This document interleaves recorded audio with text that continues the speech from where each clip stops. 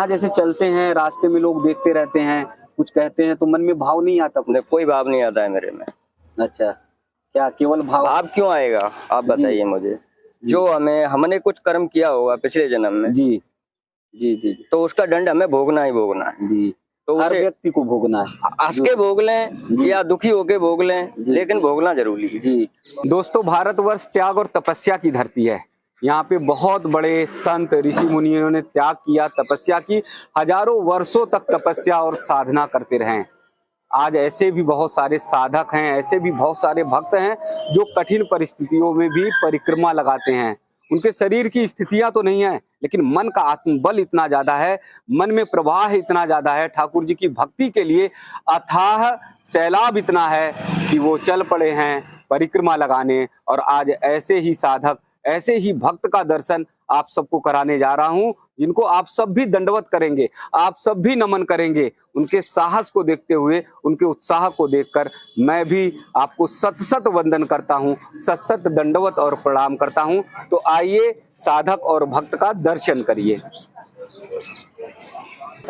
जी राधे राधे। राधे राधे। क्या नाम है भैया? नाम धनपाल सिंह। धनपाल जी कहाँ के रहने वाले हैं? फतेहाबाद, गांव बाबरपुर, जी जी, और जिला आगरा। आगरा। अभी मैं देख रहा था आप परिक्रमा लगा रहे थे और आपके जो दोनों घुटने हैं, हाँ, वो एकदम घायल हो गए थे। हाँ बिल्कुल जी, तो पहली बार परिक्रमा लगाने आए हैं? दूसरी बार। दूसरी बार। हाँ जी। तो कैसे भक्ति का भाव आया जब शारीरिक स्थिति ऐसी नहीं? जो उसकी कृपा है, ठाकुर जी की, ठाकुर जी की, कन्हैया की। अच्छा, तो घर में क्या मंदिर अंदिर बना रखे हैं? हाँ है। अच्छा, पूजा रोज करते हैं? बिल्कुल जी।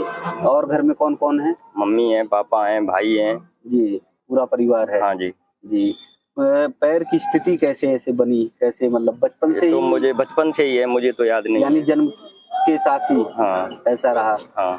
अब उम्र कितनी हो रही है आपकी? उम्र मेरी 38 के लगभग है। 38 के करीब हो रही है। अच्छा, तो इससे पहले जो परिक्रमा लगाए तो वो कैसे साल पहले लगाए थे? 5-6 महीने हो गए। 5-6 महीने पहले। तो फिर तो उस समय भी पैर घायल हो गया होगा? नहीं नहीं, इसी बार हुआ है। अच्छा इस बार। उस बार क्या बांध कर आए थे? हाँ। अच्छा, तो ये नहीं लगता कि दिक्कत होती है चलने में और रास्ते में लोग? नहीं, कोई दिक्कत नहीं है। हाँ। जो हमें भगवान ने शरीर दिया है ना, तो उससे हमें डरने से, चलने से क्यों वो करें? अच्छा, उसकी कृपा है ना। उसकी कृपा है। जिस हाल में जैसे दिया है वो उसका प्रसाद है, बस उसी प्रसाद को स्वीकार कर लिया है बस। हाँ, तो यहाँ से परिक्रमा लगाने के बाद फिर क्या घर निकलेंगे या दर्शन करेंगे? बांके बिहारी जी के दर्शन करेंगे। अच्छा, तो ऐसे जब जाते हैं, लोग देखते हैं, तो मन में ये नहीं आता कि इस तरह का की स्थिति है? नो। और ना जाए ना बढ़े? नो।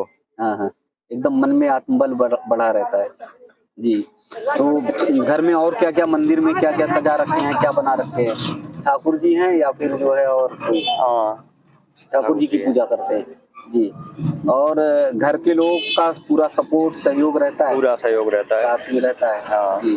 भजन वजन गाते हैं, कीर्तन करते हैं? नहीं, भजन कीर्तन नहीं, केवल भक्ति ही एक मार्ग है बस। अच्छा, तो यहाँ जैसे चलते हैं, रास्ते में लोग देखते रहते हैं, कुछ कहते हैं, तो मन में भाव नहीं आता? कोई भाव नहीं आता है मेरे में। अच्छा, क्या केवल भाव क्यों आएगा आप बताइए मुझे। जो हमने कुछ कर्म किया होगा पिछले जन्म में, जी जी जी, तो उसका दंड हमें भोगना ही भोगना है। जी, तो हर व्यक्ति को भोगना है। हंस के भोग लें या दुखी होके भोग लें, लेकिन भोगना जरूरी है। जी, तो आपकी मुस्कुराहट में क्या रहता है, मतलब क्या भाव रहता है, या मन में क्या भाव आता है? कोई भाव नहीं है। हाँ, सब उसकी कृपा मानता हूँ मैं, तो उसी की कृपा मानता बस। अच्छा, और कैसे काम, खेत में जाना हो पाता है या घर का और क्या काम? गाड़ी है मेरे पास। गाड़ी है ना? अच्छा, उसी से जाते। मैया राधे राधे। देखो ये मैया भी है, 90 साल की हैं, जिस दिन परिक्रमा नहीं लगाती रोने लगती हैं, कहती है कि हम परिक्रमा नहीं। तो जो भाव आपके अंदर है ना, वही भाव ऐसे कठिन परिक्रमा करने वाले साधकों के, भक्तों के अंदर भी है। सही है जी, तो रास्ते में जैसे ये पक्की जो सड़क है, उससे पाँव घायल हो जाता है, थोड़ा सा चोटिल हो जाता है। इस बार ज्यादा आ गया है। जी जी, तो एक बार पाँव देखेंगे महाराज जी का, कि ये पाँव देखिए, चलते चलते जो है घायल हो गया था। और ये देखिए, जब सच्चे भक्त होते हैं तो सच्चे भक्त अपनी साधना, अपनी भक्ति, अपने त्याग को दिखाते नहीं है। और महाराज जी ने जो है भैया ने हाथ एकदम जोड़ लिया। यही सच्चे भक्त की पहचान होती है, भावना होती है। उन्होंने एकदम दंडवत कर लिया कि नहीं, हमें अपनी भक्ति को नहीं दिखाना है। और देखिए जब बातचीत कर रहे हैं तो गौ माता भी आ गई, तो इसका मतलब जो है इनके ऊपर ठाकुर जी का, कन्हैया का पूरी तरह से प्यार है, स्नेह है कि बातचीत करते समय जो है कन्हैया का स्मरण हुआ।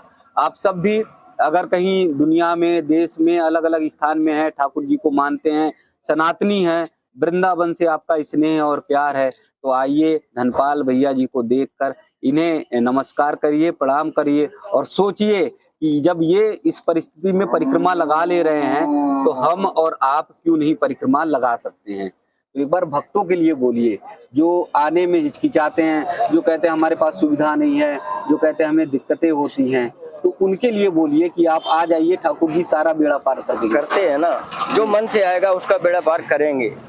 जो मन से आएंगे उसका बेड़ा पार करेंगे। जी जी। अच्छा, तो इस स्थान पे आके कोई अपने अंदर की भावना या कमी हो, उसे कह दो कि अब हम छोड़ने वाले हैं, संकल्प लेने वाले हैं। तो आज यहाँ बैठे बैठे कोई कुछ कर लो, क्या छोड़ने का संकल्प ले, वो ले लेंगे। देखिए इन्होंने मुस्कुराकर जो है कह दिया है कि कोई संकल्प लेंगे, और बड़ा संकल्प लेने वाले हैं कि आज से जो है उसे छोड़ने वाले हैं।